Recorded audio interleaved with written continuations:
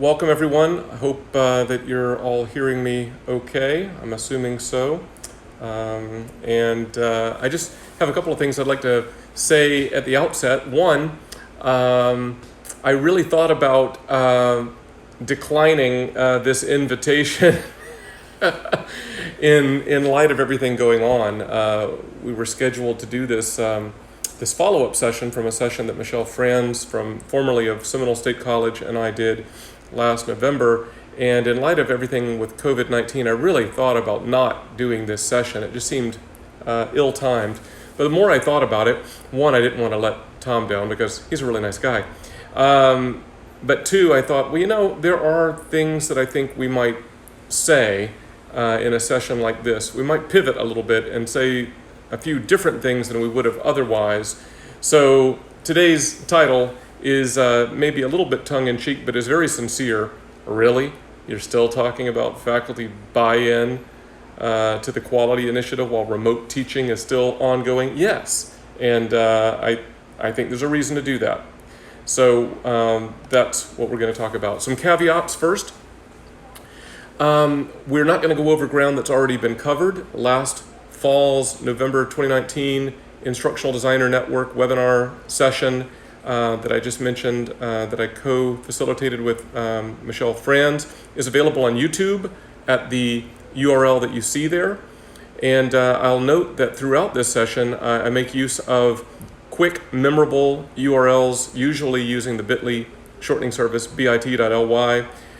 This one, capital I, capital D, capital N, faculty buy-in, all lowercase, no spaces. Feel free to snap a photo as we go. I assume that Tom will make the slides available to you afterwards, but just in case, snap a photo, then you can go look up resources that I sprinkle throughout. So if you missed that session or you want to see it again, go and look at it, because we're not going to talk about that today. We're not going to talk about what's going on in the state of Florida. We're not going to talk about specific strategies for generally fostering buy-in. We're not going to do that. That's in that other session. This is a follow-up session. But I'm going to tell you frankly, most of the exact follow-up will be at the end because other stuff's going to be at the beginning. Most of this session is what we might call a spin-off rather than a follow-up in light of the remote teaching, remote learning, and what we might call emergency learning due to COVID-19. So think in terms of COVID-19 meets quality. So think about that as most of the framing for today's session. So the first thing I really want to say to you, if you're in this session today, then more than likely you have been instrumental in your institution's efforts to keep teaching at your institution. You've been working with faculty who've not really been doing the online thing before, and here they are. And if that's the case, and I'm sure that it is, I just want to add my voice to Tom Two's and say, first and foremost, thank you. We owe you a debt collectively. You've been working hard for weeks now, and thank you for doing that. Here's how I want to start this with my framing. This is a tweet on Twitter. Feel free to connect with me, ktompso. You see my Twitter handle there. This is probably my most viewed tweet ever, or certainly one of them. This is about a month old, and from sincerely a point of exasperation, but sincerely also speaking out to our community, feeling in anticipation what was going to happen. As you see here, I said, can we please differentiate between online delivery of face-to-face classes and actual online courses? Please, can we do that? And I tagged a bunch of our organizations in the community. It's a very facepalm kind of a moment, right? Because what we're, I think, seeing and we're all struggling with is the fact that many people, the general public, some of our institutional administrators, our leaders, don't make that distinction. There's a conflation of the two things. And maybe even in some situations, and maybe this is where you are, in some situations it's a little bit of like, well, maybe that's a good thing. Maybe it's a good thing. This is going to be good onboarding for people. Let's talk, shall we? So in Shannon Rigg's recent book, Thrive Online, which I highly recommend to you. She includes this quote on screen here. And I do want to point out to you that if you follow that little URL, you'll find the Amazon page. You can go buy that book today, and it's worth it. bit.ly/Thrive Online book. Shannon says, the phrase, when online courses are designed well, that phrase, signals that I am committed to providing high-quality educational experiences, that I am someone who shares the value of good teaching, and that I am not daunted by the hard work delivering high-quality online education requires. Well said, Shannon Riggs. When online courses are designed well, it reframes everything. It's not about, oh, I don't know if online is as good. I don't know if this no, when online courses are designed well, that's what we aspire to, then we introduce this whole idea of good teaching, well-designed experiences, students who are succeeding at high rates, and so forth. A second quote here from a research article published just this past fall by Tanya Justin and Rachel Casadis, both of whom are at the University of Wisconsin-Milwaukee. Tanya leads a big research center there that I will mention a little bit later. And in their research study published in the Online Learning Journal last fall, toward the end of their study, which interestingly looks at quality design characteristics for online courses and desirable student outcomes, perception of learning, final course grade, satisfaction, and so forth, along a lot of different demographic lines. And Justin and Casadis say, a strong effort should be made to design online courses rather than, we might say, just move face-to-face materials of a course into the online environment. Design is the most influential measure of instructional characteristics that potentially increases student outcomes. Design online courses rather than just move face-to-face materials into the online environment. Move face-to-face materials of a course into the online environment. Well, that's what we're doing right now during the COVID-19 era. So I'm here to call out for a high view of quality, but I want to talk to you for a moment about, in my opinion, some very concrete do's and don'ts about how we do that and who we do that with at our institutions during the immediate era. So here's first some please don't, please do not, please don't expect temporary online delivered face-to-face courses. Don't expect them to meet quality standards of well-designed actual online courses. Don't do it. Don't do it. I got an email from a colleague from a state way up north Monday who said, hey, I just wanted some advice. There are folks at my institution who are thinking, that really with all these remote teaching, remote delivered courses, we should have certain requirements. We should maybe require a discussion board. We should maybe require this and that and the other thing. And they're well-intentioned, right? Don't do it. Don't do it. Don't do it. We'll talk about why in a moment, but don't do that. Also, conversely, don't lower the quality standards of actual online courses to meet the current reality of temporary online delivered face-to-face courses. Basically, don't conflate the two things. Don't try to say, oh, these new things are online courses and therefore should meet these standards. And don't say, oh, we have all these new things, that must be the new standard of online courses, so let's diminish what we have been doing. No, please do not do that. Please, though, do first choose your terminology carefully. For instance, I've hinted at this already, try to use words like temporary, ad hoc, stopgap, emergency. online delivered, if you have to use the word online at all. But please try not to use other words that are common in our terminology today. Try not to use the word online, as in online course, as in now all the courses are online. No, they're not. They're online delivered face-to-face courses. Please don't use the word convert.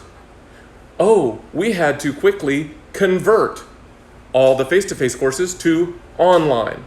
Please don't use the word transition. We had to transition all of our face-to-face courses to online, as if we were done, as if we had done something, as if the goal had been achieved. No. Use your terminology carefully, please. Also, please prioritize the immediate needs of faculty and students. For our students who didn't sign up for this, who are new to these online tools, and really all of us, right? We're all working remotely and teaching and learning remotely and all of that. And we've got family members who we're concerned about, and we're all concerned about infecting each other, and we're keeping 6 feet apart, and we're trying not to sneeze on each other, and we're making masks out of bandanas, and who knows what all. There's a lot that people are dealing with. Keep that in perspective. That is the top priority. Keeping the course going so that we make progress toward completing a course of study, that's a secondary priority. We want to do the best that we can, but this is not the time to say, well, my standards are way up here and I will not sacrifice. No. Empathy before rigor. So prioritize the immediate needs of faculty and students. Continue, though, to speak about the quality initiative appropriately. You're doing online course design reviews for your online courses. And in Florida, we have a kind of a two-stage thing, quality level and high quality level. Continue to speak about that initiative appropriately. And what do I mean by appropriately? No tone-deaf, big announcements regarding quality reviews during COVID-19 response. This is not the time to say, hey, in case you haven't noticed it, we'd love to have you come in and we will be glad to do an online course design review for... No. People have other things that they're dealing with. This is not the time for that. Communicate more at an individual level, but frame your messages differently to actual online faculty versus what I'm thinking of increasingly as new to online tools faculty. Notice I didn't even say new to online faculty, because they're not new to online courses, new to online teaching. They are new to online tools faculty. Frame the message differently.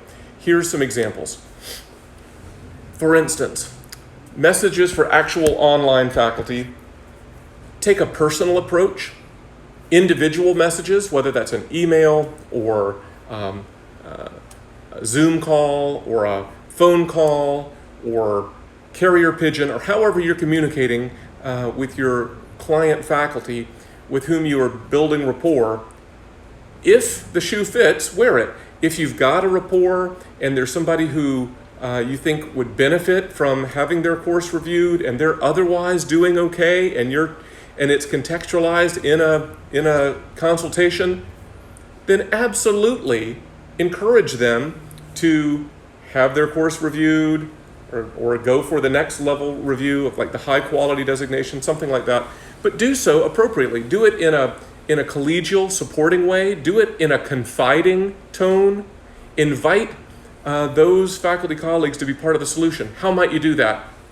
We really need more and more really great examples of excellent online design and teaching, and we really need that to be out in our ecosystem institutionally. Would you be willing to let me review your course, and we can say that it's quality sealed when you pass that, and we can shine a bright light on it, and we can have you speaking up as somebody who really does excellent online design, and you can talk to your colleagues in your department or in your college, in your academic unit area about how what you're doing is different than this emergency remote kind of a thing, that is being part of a solution. That is being collegial. That is having a confiding tone. But that's a personal approach. Let's talk long-term versus short-term goals. Long-term, what we want in this kind of a quality initiative is to increase the number of high-quality designated online courses. We'd love that, right? We'd all love that. We'd love to see, wow, how many high-quality courses do we have? That's great. That's long-term. That's not right now, though. That's great. Continuing to work on it during this period, that's great.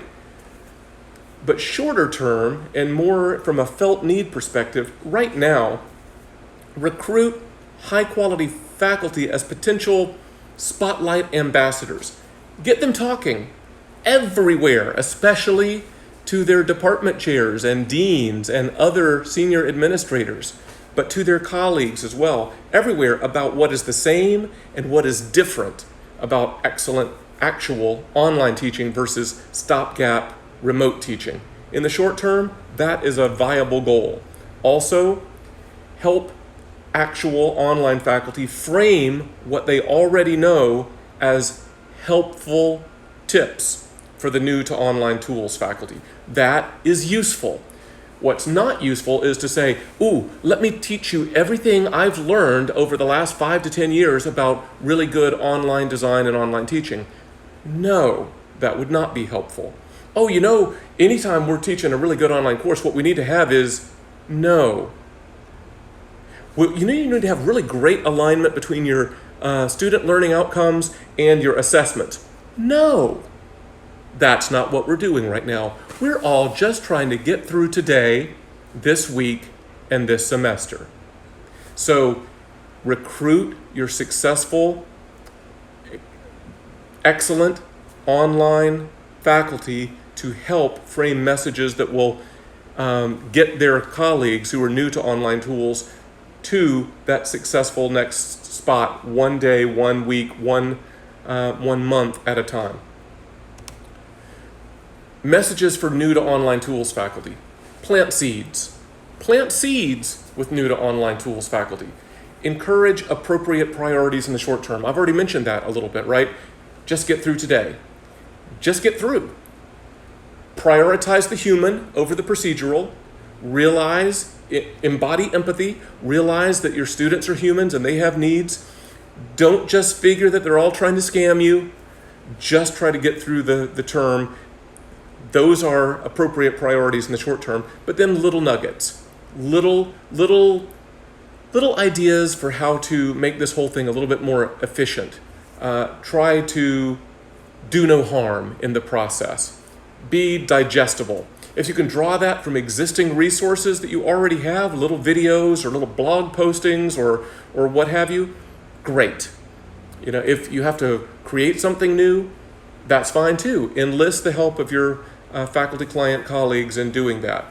Get things digestible, send them out. I have a colleague who teaches at a private school in Texas, and she told me this week that she has been doing daily emails to her 400, 600 faculty about just getting through, about like little encouragements to them about what to do next.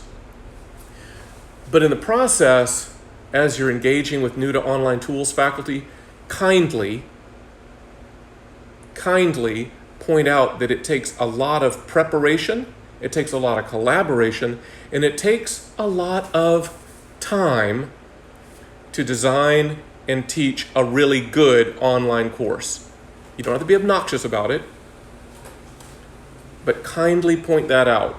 The stuff that we're doing right now, we're just trying to get through. That's not what we do when we design and really well support online courses and programs, real online courses and programs. We do a whole different thing. That's not what this is right now. And then from talking to a colleague just this week, it occurred to me that we need to be attentive in the semesters ahead to the fact that we might have faculty who have been doing this remote teaching thing appearing in our preparation programs and professional development activities for actual online courses, maybe in the fall, maybe next spring, and so forth. And they may be showing up going, oh, I've got a frame of reference for this stuff because I did remote teaching back in the COVID-19 era. And won't that be nice when we talk about COVID-19 in the past, going, oh yes, back then, it's just a story that we tell. That'll be nice. But as those folks show up, be prepared to issue caveats. Now, today's session, this workshop, this course, these resources, this is for the design of actual online courses, not what we were doing during COVID-19. So think in terms of that framing. Here is one practical example. You could and should take a look at the YouTube video that's at that link, bit.ly/Groff, Groff, advice, Groff advice, lowercase, no spaces, bit.ly/Groff advice. That's a 17-minute video interview by one of our UCF award-winning online faculty, Dr. Amanda Groff. She's an anthropologist. She was asked by the University Innovation Alliance, of which UCF is a member, if she would be willing to kind of give some advice out to the community, realizing that there were plenty of faculty who were going to be new to online tools. And she did. 17 minutes, it's not bad. Here are some highlights that I plucked that align with what I just said to you. Now, first, it has a bad title. You'll go there on this YouTube page and you're going to see a bad title. It does not follow the advice that I gave you. The title is Transitioning to Distance Teaching. Distance teaching. Sounds a lot like distance education. Sounds a lot like, isn't that what we've been doing for 20-something years? No. You're not transitioning to distance teaching. Here's advice for getting through, which is exactly what she goes on to advocate. Here's just a couple of bullet points. I won't read them all to you, but because you can read them. But notice that she contrasts, hey, you're not completely overhauling your course like you would be if you were doing a real online course. You're not, the constructing an online course, that's a whole other thing. Entirely different beast, she says. And she just says, you just got to get through this. Think one day at a time. Think, how am I going to do this thing? How do I minimize the variables? How do I keep things simple for myself and my students? And even though there's been a lot of like synchronous video kind of stuff, she even points out, and I think this is wise, she said, tune into the fact that students have other demands and they might not be able to get to a live synchronous session that's scheduled at the same time as when the course was a face-to-face course that they signed up for back in the uninterrupted part of the semester. Now, record that stuff and plan on students accessing it asynchronously. I thought those are some really good tips. That's an example of leveraging an experienced, actual online faculty member to pivot and give practical advice to new to online tools faculty in a way that is helpful to them. Now, we have to frame all of this carefully. Many of you will have seen the very well-publicized blog posting by Rebecca Barrett Fox. It was picked up and mentioned in at least one Chronicle of Higher Education article, and it's really a good blog posting. It's substantive. It's got good pieces of advice. It prioritizes human needs and empathy and reality. I think it demonstrates a very high view of actual online course design and teaching. But notice her provocative title. Please do a bad job of putting your courses online. She is addressing explicitly the new to online tools faculty. And what she's calling for is empathy and reality and practicality and just getting through the day and recognizing that your students are just trying to get through the day. But she was misconstrued by many, and many others thought that she was incendiary. I wouldn't read every single one of the comments, but you should take a little dive. You should go to this page, bit.ly/Barrett Fox, 2 R's, 1 T, and you should skim through some of the comments. You'll get a taste of it. I wouldn't read all of them. You'll your blood pressure will rise. But read some of them. It is instructive to see how she frames her advice and how others misconstrue it. It gives you an idea of what could go wrong. Okay, let me turn my attention to another aspect of the quality meets COVID-19 and beginning to kind of pivot toward follow-up in general to fostering faculty buy-in. Here's what I would say to you. Now, and so important to me, I actually wrote it out as a sentence. Now, more than ever, the importance of tracking and studying the outcomes of well-designed and well-supported actual online courses versus what we might just call other stuff cannot be overstated. For those of you in Florida, Dr. John Opper, who heads up our distance learning student services area of the Florida Virtual Campus, sent an email out this week very extensively after a collegial conversation with WCET and others, asking about how we should, as a community, frame the difference between actual online courses and this other stuff, emergency, remote, ad hoc, online delivery of face-to-face courses. Being able to tell them apart and being able to tell how well the one grouping of courses does against the other, that is going to be imperative going forward. So we have to use our terminology wisely and consistently. We've talked about that already in this session. But here's a question for you. How are your course sections tracked separately?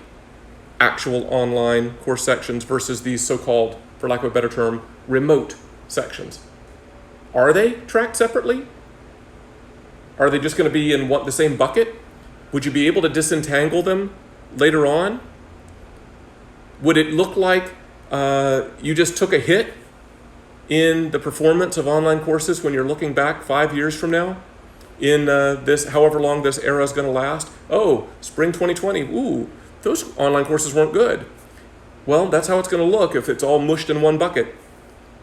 Can you tell the difference between outcomes of each? Oh, well, this was a well-designed, well-supported, high-quality even online course, and students tended to have these kinds of final course grades. They had this level of student satisfaction. The student evaluations of instruction were at this level for those courses versus these remote instruction kind of courses. Can you tell the difference? How will you tell the story of the differences for your stakeholders? For your faculty clients, for your senior administrators, for others out in the community, your colleagues? How are you going to frame the story of the differences between actual online courses and the remote instruction courses? Here are some example benefits. I mentioned that study published last fall by Houston and Cusatus. I gave you that quote at the beginning of the session today. But in that study, they connect quality design characteristics to student success. And it's fascinating to me. Now, this first leg of their work is all survey-based and then drawing upon student information system data. It's pretty rigorous, but in terms of outcomes, they're depending on students and final course grades to align. They've got additional work that they want to do, but don't be poking too many holes at it, because darn if they didn't make a compelling case. When you look at their data set, it's pretty impressive. But work like that allows you to frame a story. When things are quality, high quality, versus when they're online versus something else. Also, in our experience at UCF over the last 24 years or so, being able to connect institutional benefits, for instance, high student success, low student withdrawal rates, to robust course design and robust support, that has been powerful as we tell the story about online learning at UCF. Particularly our flagship faculty preparation course, IDL 6543, 80 clock hour commitment, takes about 10 weeks. We've been running it for about 24 years. We invest heavily. It's required of faculty before they teach online. When you look at all the outcomes and you look at what goes into it, the only thing I can parse out, and it's a hard line to draw exactly, but nevertheless, it's a line that I will draw and say that because we support the heck out of it, support the heck out of individual faculty and give them a solid footing, we get better results than in some other places. Higher success rates, lower withdrawal rates, higher satisfaction rates, and so forth. Those are two concrete examples of the importance of connecting quality to evaluation and actual research. At a larger scale, something to take a look at. I did not bit.ly URL these, forgive me, but hopefully you can snap a photo and go to them later, or if Tom too gives you the slides, you can just click the link. But the Cal State University system has this effort that they call SQUARE, Student Quality Assurance Impact Research, and they're looking at various aspects of their system-wide quality efforts. They've got something like 60 institutions in their system, and they're deploying online course quality measures, and they're looking at various aspects of that, and that's ambitious. Also, our colleague Tanya Jewson that I mentioned from University of Wisconsin-Milwaukee, she heads up the National Research Center for Distance Education and Technological Advancement, or DETA, which they pronounce DATA. That quality and success inquiry, that line of inquiry that they're doing, that one publication that I mentioned has come from so far, that's powerful. They're looking for institutional research partners. Now, I wouldn't stop at the URL that's there on screen. That's just a gateway, but Tanya and I have been in communication a month or so back and even this week, and I would love to hear if any of you in our systems in Florida would like to share data, talk to Tanya. I'd love to broker a conversation with several of our institutions doing that. It's pretty rigorous, it's demanding. We have to kind of broker some data access through data administrators at each institution, and that's not for the faint of heart. But imagine us in Florida, each individual institution, but also like at the system level in Florida. Imagine us being able to tell a story of, hey, when it's a quality designated course, this tends to happen. When it's a high quality designated course, that tends to happen. Isn't that fascinating? So we should talk more about that. Okay, here's the follow-up that I promised you, and we're heading down the home stretch here. So back in November, and again, I'm giving you the YouTube URL again, Michelle Franz and I offered this Instructional Designer Network webinar, Creating Faculty Buy-In. You should go watch it if you haven't already. There's a lot of practical suggestions in there. Just a couple weeks after that, we did a similar, not exactly the same, but similar session at the OLC Accelerate conference in Orlando, Sell It So They Buy It. And we had very good interaction. Tom too was there. Thanks, Tom, for coming. A lot of folks from different institutions around the country who wanted to also, like you all, foster more buy-in, faculty buy-in to quality efforts. And so we got some ideas via a web questionnaire, and then got ideas and put together a collaborative Google Doc, and put a bunch of resources in there, began to establish priorities, had one virtual meeting in January with the idea that we'll meet like quarterly. Well, that was pre-COVID-19, but we'll get back on the horse eventually. But the trajectory that we're outlining here is one of info sharing between individuals and institutions, maybe research,